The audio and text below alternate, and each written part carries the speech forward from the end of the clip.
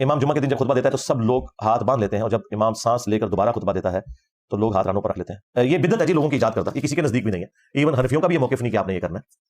وہ شاید کسی کے دماغ میں یہ بات آ گئی ہے کہ جمعے کے دن چونکہ 2 فرض ہوتے ہیں اور ظہر کے ہوتے ہیں 4 فرض، تو وہ 2 فرض کے ایکویلنٹ 2 خطبے ہیں، تو شاید اسے پھر نماز بنانے کی وہ کوشش کرتے ہیں. تو یہ خود سے انہوں نے کیا. خطبے کی ریکوائرمنٹ یہ ہے کہ آپ نے متوجہ ہونا ہے خطیب کی طرف، اور وہ تو بخاری میں یہاں تک آیا کہ جو شخص کسی کو خاموش کروانے کے لیے بھی بولتا ہے نا، وہ بھی مجرم ہے. اگر گفتگو بھی کرنی ہے تو اشارے سے کرنی ہے، صرف خطیب بول سکتا ہے. بخاری مسلم میں حدیث ہے، نبی علیہ السلام جمعے کا خطبہ دے رہے تھے تو ایک شخص لیٹ آیا مسجد میں، بیٹھ گیا. آپ نے اسے فرمایا کہ تو نے مسجد کی 2 رکعتیں پڑھی ہیں؟ اس نے کہا نہیں یا رسول اللہ. آپ نے فرمایا اٹھ اور پہلے وہ 2 رکعتیں مختصر پڑھ. ہاں، ممبر پہ آنے سے پہلے اگر کوئی سنتیں پڑھ چکا ہوا ہے تو پھر ممبر پہ آنے کے بعد دوبارہ سے کوئی رکعتیں آپ نے نہیں پڑھنی ہے، وہ پہلے ہی پڑھنی ہے. لیکن مسجد میں بیٹھنے سے پہلے آپ نے وہ رکعتیں پڑھنی ہے. باقی جمعے کی رکعتیں اور اس حوالے سے تفصیلی احکامات ریکارڈ ہے میرے.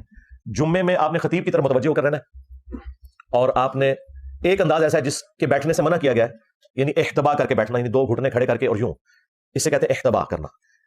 جمعے کے خطبے کو سنتے ہوئے اس طرح بیٹھنے سے منع کیا گیا کیونکہ اس طرح نیند کا غلبہ ہوتا ہے، انسان کی توجہ بھی پھر بڑھ جاتی ہے. ویسے ایسے بیٹھنا سنت ہے. بخاری میں عبداللہ بن عمر کہتے ہیں کہ میں نے کعبے کے سین میں نبی صلی اللہ علیہ وسلم کو فجر سے لے کے عشاء تک اسی طریقے سے بیٹھے ہوئے دیکھا. یہ بیٹھنا اس طرح سنت ہے، لیکن خطبے میں خطبہ سننے والا ایسے نہیں بیٹھے گا، بلکہ وہ خطیب کی طرف رخ کر کے بیٹھے گا.